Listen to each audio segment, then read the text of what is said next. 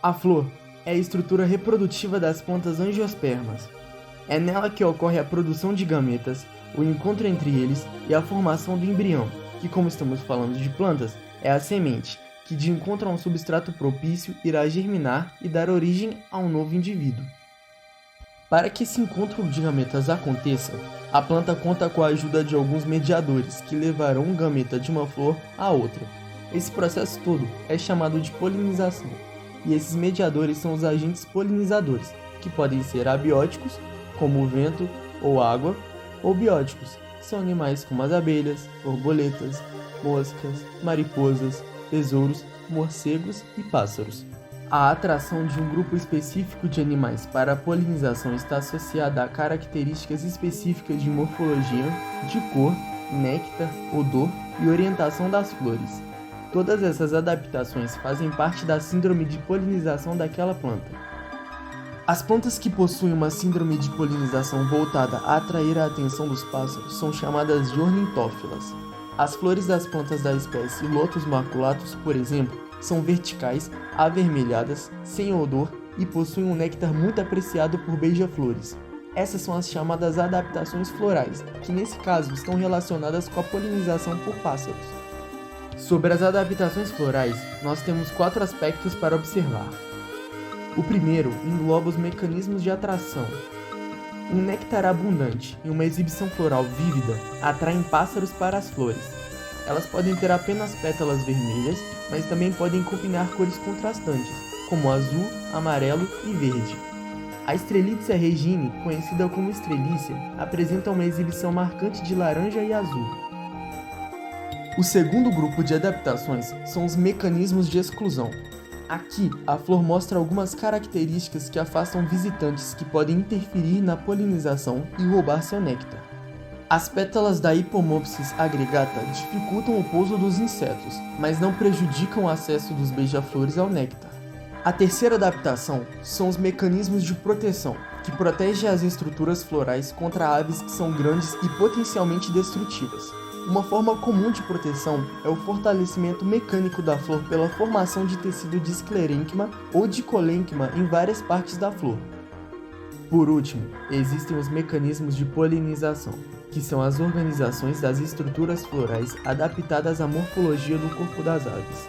Os indivíduos da espécie Hippomopsis agregata, por exemplo, possuem um anel de 5 estames que coloca o pólen em toda a base dos bicos das aves, para garantir que aquele pólen irá viajar com aquele animal. Algo muito marcante nas flores polinizadas por aves é que existe uma grande variedade de flores com as pétalas vermelhas. Mas por que vermelhas? Primeiramente, a cor vermelha não é necessária para atrair os pássaros. Na verdade, ela serve para evitar abelhas, já que elas não conseguem enxergar esse tom. Mesmo que não obrigatório, o vermelho ajuda muito na polinização pelas aves, porque é uma cor facilmente detectável por elas. O destaque visual do vermelho pode ser importante para beija-flores migratórios, que podem facilmente detectar flores vermelhas ao entrar em um novo habitat e associar uma flor vermelha a uma recompensa. A cor das flores apresenta um espectro de reflectância, que são as frequências das ondas luminosas que são refletidas pelas flores. Esses espectros atraem aqueles polinizadores que enxergam as cores refletidas e excluem aqueles que não conseguem detectar a cor. Um exemplo interessante é o caso das flores típicas de beija-flores, que são vistas como vermelhas por esses pássaros, mas são percebidas como verdes para as abelhas. Flores polinizadas por aves produzem uma grande quantidade de néctar diluído como recompensa para os polinizadores. Mesmo que o volume seja alto, a concentração do néctar é relativamente baixa. Isso porque a concentração do néctar determina a viscosidade do líquido, e um néctar menos viscoso facilita a sua coleta pelas aves. A composição do néctar também é extremamente importante. Existem diferentes tipos de açúcares presentes nas flores. Flores polinizadas por beija-flores geralmente têm néctar dominante em sacarose, enquanto flores polinizadas por aves passeriformes que precisam pousar num galho para coletar o néctar tendem a ter néctar dominante em hexose, que coincide com o tipo de açúcar encontrado em frutas consumidas pelos pássaros. A postura floral está relacionada ao comportamento dos polinizadores. Flores sem poleiros, como fúcsias e espécies de aquileia polinizadas por pássaros, são invariavelmente polinizadas por beija-flores. pois eles têm a capacidade de pairar sobre uma flor voltada para baixo e direcionar seu bico até o nectário floral. Essa postura das flores exclui a visita de outros tipos de aves que não conseguem coletar néctar e voar ao mesmo tempo. Os poleiros secundários facilitam a polinização por aves que precisam de um poleiro para o forrageamento floral.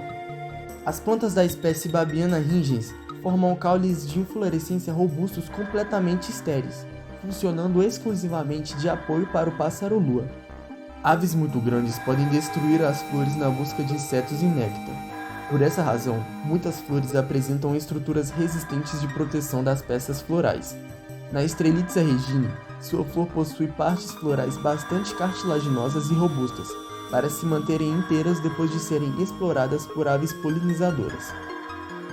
Flores grandes e largas geralmente precisam dar mais destaque ao seu nectário para que ela possa ser vista pelas aves polinizadoras. Sendo assim, elas contam com características bem marcantes para atrair a atenção das aves. Algumas características também podem ser importantes na sua ausência, como é o caso do aroma, da floração noturna e do guia de néctar.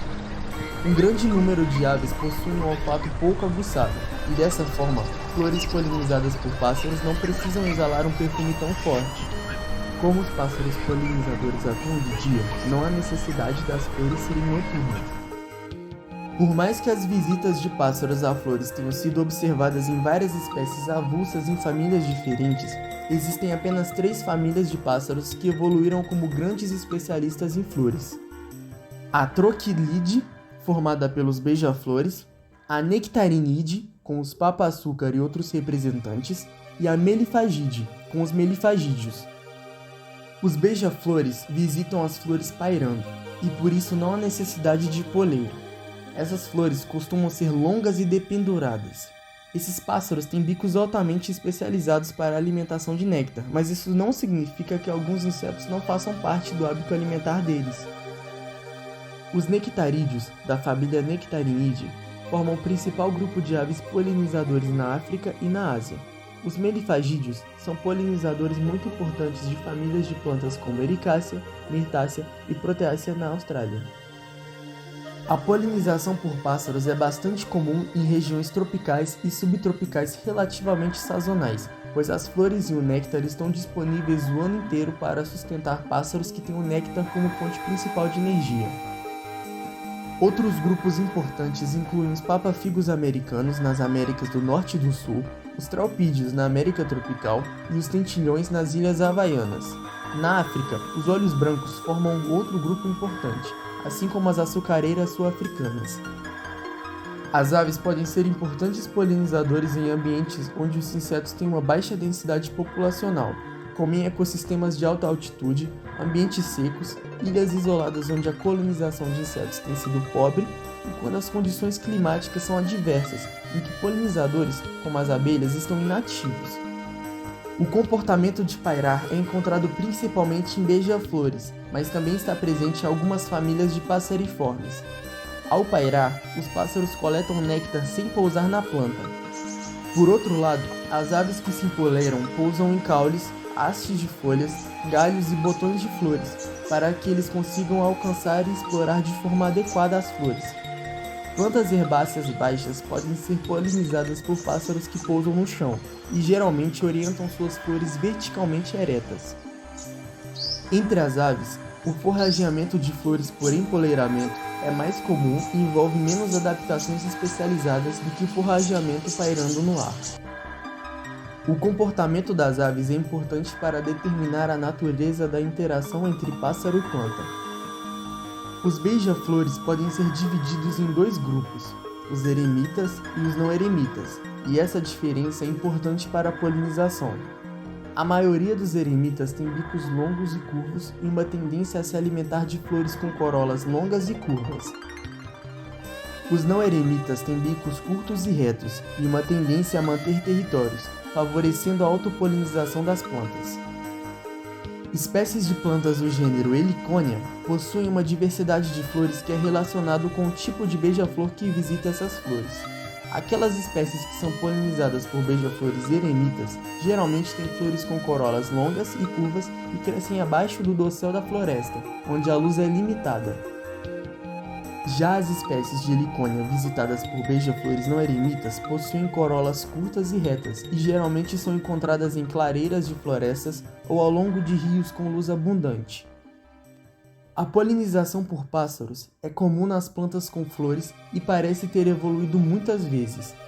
Está presente em cerca de 65 famílias de plantas com flores e na maioria delas provavelmente representa uma origem separada, geralmente de um ancestral polinizado por abelhas. No entanto, a polinização por pássaros é bem ausente em algumas das maiores famílias de plantas com flores.